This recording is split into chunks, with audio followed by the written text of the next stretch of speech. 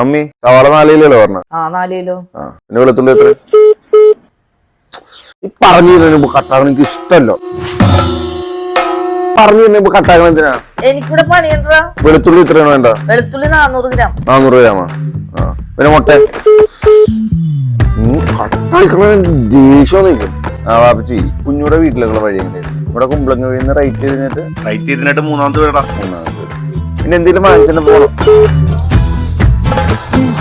ആ കുഞ്ഞ് നമ്മുടെ വീടിന്റെ താക്കോലോട് വെച്ചേക്കണ